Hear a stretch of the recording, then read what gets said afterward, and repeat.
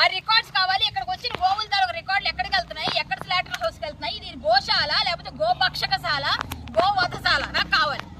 నేను హైదరాబాద్ నుంచి గోవు ముందు కూడా నేను ఆపరేట్ చేసి పంపిస్తున్నా ఇక్కడికి. లాస్ట్ మంత్ పంపించి పంపించలేదు. మళ్ళీ ఇక్కడ ఏమైంది? నేను ధర్నా చేస్తానంటే ఏంటి ధర్నా చేస్తాను? మరి ఇదేంటిది?